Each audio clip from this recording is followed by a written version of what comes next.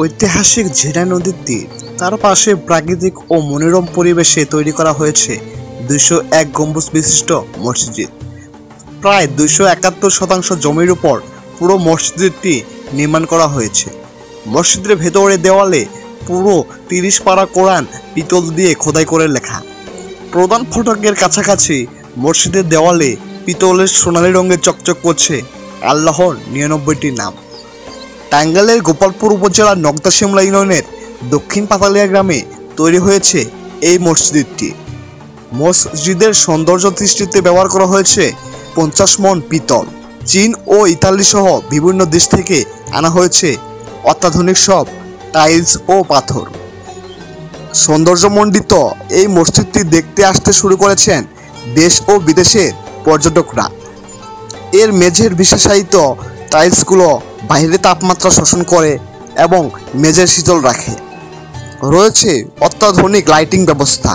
পুরো মসজিদ প্রাঙ্গণ সিসিটিভি ক্যামেরা দ্বারা নিয়ন্ত্রণ থাকে। নিরাপত্তার মধ্যে ঘুরে ফিরে পর্যটকরা উপভোগ করতে পারেন এই মসজিদের সৌন্দর্য।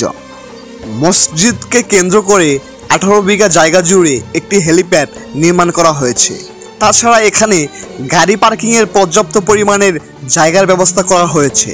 সুতরাং গ্রামের পথ বলে যানবাহন রাখা নিয়েও নেই কোনো দুশ্চিন্তা। সব মিলিয়ে সর্বস্তরে মানুষের আসা যাওয়ার এটি অন্যতম পর্যটন কেন্দ্রে পরিণত হয়েছে। এখানে মসজিদের পাশে নির্মাণ করা হয়েছে 5 তলা ভবন। জানা গেছে এখানে দেওয়া হবে বিনামূল্যে চিকিৎসা, থাকবে এতিমখানা। দুস্থ বীর মুক্তিযোদ্ধা ও তাদের পরিবার পরিজনের জন্য বৃহৎ পরিসরে একটি পুনর্বাসন কেন্দ্র।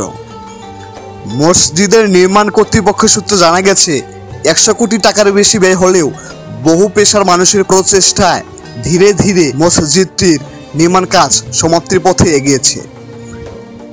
এ পর্যন্ত 80% বেশি নির্মাণ কাজ সম্পন্ন হয়েছে। এখানে বর্তমানে 5 ওয়াক্ত নামাজ, শুক্রবারে জুম্মার নামাজ ও প্রতি বছর ঈদের নামাজ অনুষ্ঠিত হয়ে থাকে। যেভাবে যাওয়া যাবে টাঙ্গাইলের এই 201 গম্বুজ মসজিদে।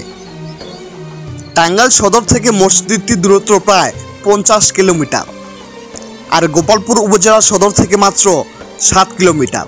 সুতরাং প্রথমে যেতে হবে টাঙ্গাইল, তারপর সেখান থেকে গোপালপুর উপজেলা, এরপর অটোরিকশা নিয়ে 201 গম্বুজ মসজিদে যাওয়া যাবে খুব সহজেই।